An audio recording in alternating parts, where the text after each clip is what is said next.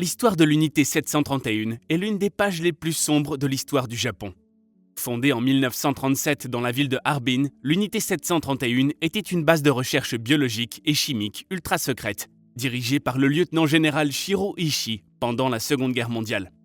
Elle menait des expériences médicales et scientifiques abominables sur des êtres humains, dans le but de tester les limites de la souffrance humaine, afin d'améliorer le métabolisme des soldats japonais, ainsi que développer une arme biologique. Au total, on estime que jusqu'à 12 000 hommes, femmes et enfants ont été tués par ces expériences cruelles.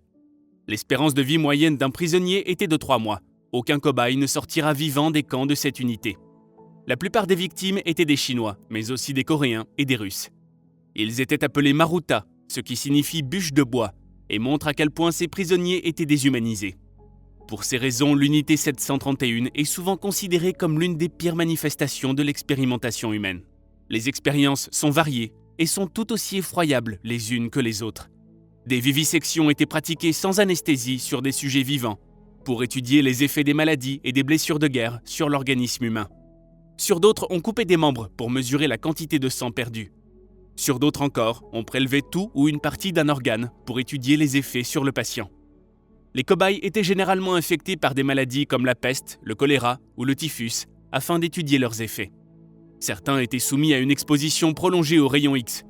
D'autres prisonniers étaient exposés à un test de température froide jusqu'à ce qu'ils soient complètement gelés. Des tests étaient également menés sur les dégâts occasionnés par les armes. Ainsi, certains cobayes étaient exposés à des explosions de grenades ou servaient de cible à différentes armes, comme des fusils ou lance-flammes. Les prisonnières détenues dans l'unité 731 subissaient des grossesses forcées afin de voir comment les maladies se transmettent de mère à l'enfant, notamment la syphilis. Des prisonniers étaient également placés dans des chambres à basse pression jusqu'à ce que leurs yeux éclatent. Certains détenus étaient complètement déshydratés, c'est-à-dire momifiés vivants. On les desséchait jusqu'à ce qu'ils meurent et ne pèsent plus qu'un cinquième de leur poids normal. D'autres étaient affamés et privés de sommeil jusqu'à la mort. Parfois, on réalisait aussi des transfusions avec du sang animal ou de l'eau salée. De nombreux autres cobayes étaient brûlés vifs, électrocutés ou même enterrés vivants. Les scientifiques japonais ne manquaient pas en effet d'imagination. Quand un détenu survivait à une expérience, il était soumis à une autre jusqu'à ce qu'il finisse par mourir. Parallèlement à ces expériences directes sur l'homme, l'unité 731 a mené également des tests sur le terrain, notamment en larguant des bombes à puces infectées par la peste sur diverses régions de la Chine, entraînant des épidémies et la mort d'environ 400 000 personnes. Après la défaite du Japon lors de la Seconde Guerre mondiale, les Japonais ont détruit toute trace de l'unité et les derniers cobayes ont été exécutés. Shiro Ishii et ses officiers n'ont jamais été poursuivis pour crimes de guerre, car les États-Unis ont offert l'immunité en échange des résultats de leurs recherches.